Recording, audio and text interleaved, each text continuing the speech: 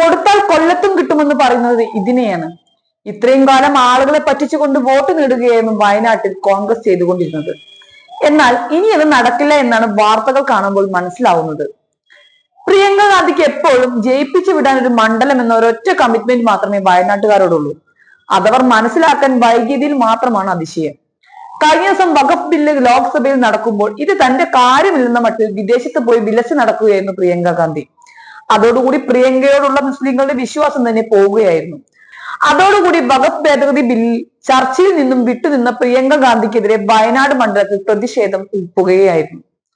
4.2 ലക്ഷം വോട്ടിന്റെ ഭൂരിപക്ഷത്തിൽ വിജയിപ്പിച്ചിട്ടും പ്രിയങ്ക വഞ്ചിച്ചു എന്നാണ് മുസ്ലിം വിഭാഗങ്ങളുടെ വിമർശനം. മണ്ഡലത്തിലെ 41% മുസ്ലിം വോട്ടർമാരുടെ അകമഴിഞ്ഞുള്ള പിന്തുണയാണ് പ്രിയങ്കയ്ക്ക് വൻ വിജയം സമ്മാനിച്ചത്. മുസ്ലിം മതവിശ്വാസികളുടെ അവകാശം പൂർണ്ണമായും കവരുന്ന ബില്ലിലെ ചർച്ചയിൽ നിന്ന് വിട്ടുനിന്നത് വഞ്ചനയാണെന്നാണ് വിമർശനം.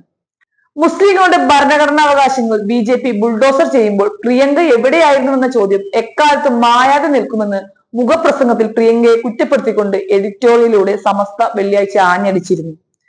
ബില്ല് ചർച്ചാവേളയിൽ പാർലമെന്റിൽ എത്താത്തത് കളങ്കമായെന്നുമുണ്ട്. വയനാടിന്റെ മുൻ MP ആയ പ്രതിപക്ഷ നേതാവ് രാഹുൽ ഗാന്ധി പാർലമെന്റിൽ എത്തിയിട്ടും ബില്ലിനെതിരെ സംസാരിക്കുന്നതിനെയും കുറിച്ചും സമസ്ത വിമർശിക്കുന്നുണ്ട്. മുസ്ലിം ലീഗ് ജില്ലാ പ്രസിഡന്റ് KK അഹമ്മദ് ഹാജി കഴിഞ്ഞ ദിവസം അതൃപ്തി പ്രകടിപ്പിച്ചിരുന്നു. മറ്റ് മുസ്ലിം സംഘടനകളും കടുത്ത പ്രതിഷേധത്തിലാണ്. ന്യൂനപക്ഷങ്ങളുടെ വോട്ട് മാത്രം മതി എന്ന നിലപാടാണ് രാഹുലും പ്രിയങ്കയും തുടരുന്നത്. മുസ്ലിങ്ങളെ ലക്ഷ്യമിട്ട് BJP സർക്കാർ കൊണ്ടുവന്ന പൗരത്വ ഭേദഗതി ബില്ലിനെതിരെയും ഇരുവരും വാ തുറന്നിട്ടില്ല. അതോടുകൂടി മൃദു ഹിന്ദുത്വ പാതയിലാണ് തങ്ങൾ എന്ന് രാഹുലും പ്രിയങ്കയും വീണ്ടും തെളിയിച്ചുവെന്നും വിമർശനം ഉയരുന്നുണ്ട്. പ്രിയങ്കയ്ക്കെതിരെ കടുത്ത പ്രതിഷേധമാണ് CPIM ഉയർത്തുന്നത്.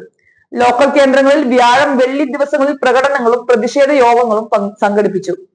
പന്തംകൊളുത്തി പ്രകടനങ്ങളും ഉണ്ടായി. പ്രതികരിക്കാത്ത മുസ്ലിം സംഘടനാ നേതാക്കൾക്കെതിരെ അണികളിൽ രോക്ഷം പുകയുന്നുമുണ്ട്. ഇങ്ങനെയാണെങ്കിൽ വരും ദിവസങ്ങളിൽ പ്രിയങ്കയ്ക്കെതിരെ മണ്ഡലത്തിൽ കൂടുതൽ പ്രതിഷേധങ്ങൾ ഉണ്ടാകുമെന്നാണ് കേൾക്കുന്നത്. സ്വന്തം കാര്യത്തിനപ്പുറം പ്രിയങ്കയ്ക്ക് വേറെ ഒന്നുമില്ല എന്ന് ജനങ്ങൾ ഇനിയെങ്കിലും മനസ്സിലാക്കുന്നത് നല്ലതാണ്. എന്തായാലും ഇലക്ഷൻ അടുത്ത സ്ഥിതിക്ക് അധികം താമസിയാതെ തന്നെ പ്രിയങ്ക നാട്ടിലിറങ്ങുമെന്ന് പ്രതീക്ഷിക്കാം. ഇറങ്ങുന്ന സമയത്ത് ഇപ്പോൾ ഉള്ള പ്രതിസന്ധി കൂടി മുന്നിൽ കണ്ടുകൊണ്ട് ആളെ പറ്റിക്കാൻ എന്തെങ്കിലും ഒരു മരുന്ന് കയ്യിൽ കാണുകയും ചെയ്യും. ഇനിയും ആ വേഗത്തിൽ വീണു പോവാതിരുന്നാൽ മാത്രം മതി. സത്യം പറഞ്ഞാൽ അങ്ങനെയെങ്കിലും ജയിച്ചു കഴിഞ്ഞാൽ പിന്നെ ജനങ്ങളെ വേണ്ട എന്ന തന്റെ സ്ഥിരം പതിവ് പ്രിയങ്ക മാറ്റുമെങ്കിൽ അത് നല്ല കാര്യം തന്നെയാണ്. കുറച്ചെങ്കിലും പണിയെടുക്കുന്ന നേതാവേ. അല്ലാതെ ഇനിയും എന്റെ ഉപ്പൂപ്പ ആനപ്പുറത്ത് കയറിയിട്ടുണ്ട്, അതുകൊണ്ട് എനിക്കുമുണ്ട് തഴമ്പ് എന്നും പറഞ്ഞുകൊണ്ടിരിക്കാതെ